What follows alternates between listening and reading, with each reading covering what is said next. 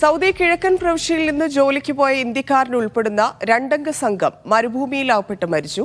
വാഹനത്തിന്റെ ഇന്ധനം തീർന്ന് വിജന മരുഭൂമിയിൽ കുടുങ്ങിയാണ് അപകടമുണ്ടായത്. 4 ദിവസങ്ങൾക്കൊടുവിലാണ് മൃതദേഹങ്ങൾ കണ്ടെത്തിയത്. തെലങ്കാന സ്വദേശിയായ യുവാവും സുഡാനി പൗരനുമാണ് മരിച്ചത്. ജോലിസ്ഥലത്തേക്കുള്ള യാത്രക്കിടെ കാറിന്റെ ഇന്ധനം തീർന്ന് വിജന മരുഭൂമിയിൽ കുടുങ്ങിയ രണ്ടംഗ സംഘത്തെ മരിച്ച നിലയിൽ കണ്ടെത്തി. 4 ദിവസങ്ങൾക്ക് ശേഷമാണ് ഇരുവരെയും മരിച്ച നിലയിൽ കണ്ടെത്തിയത്. തെലുങ്കാന കരീംനഗർ സ്വദേശി ഷഹസാദ് ഖാനും സഹയാത്രികനുമാണ് നിർജ്ജലീകരണത്തെ തുടർന്ന് മരിച്ചത്. അൽഹസ ഹുഫൂഫിന് സമീപം റുബുൽ കാലി പ്രദേശത്താണ് അപകടം. GPS ഉപയോഗിച്ച് യാത്ര ചെയ്തവർക്ക് വഴിതെറ്റിയതാണെന്നാണ് നിഗമനം. അതിനിടയിൽ മൊബൈൽ ഫോണിന്റെ ചാർജ് കഴിഞ്ഞതും അപകടത്തിന്റെ തീവ്രത വർദ്ധിപ്പിച്ചു. ഇതോടെ പുറം ലോകവുമായുള്ള ബന്ധം നിലച്ചു. GPS സിഗ്നൽ നഷ്ടപ്പെട്ടതിനാൽ കമ്പനി അധികൃതർക്ക് ഇവരെ ലൊക്കേറ്റ് ചെയ്യുവാനും കഴിഞ്ഞില്ല. എല്ലാ പ്രതീക്ഷയും നഷ്ടപ്പെട്ട് പ്രാർത്ഥനയിൽ അഭയം തേടിയതെന്ന് തോന്നിക്കും വിധം വാഹനത്തിന് സമീപം വിരിച്ച നമസ്കാരപ്പായയിലാണ് മൃതദേഹങ്ങൾ കണ്ടെത്തിയത്.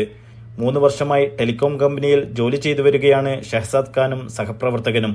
Naushad Irikkur, media 1, Dammam.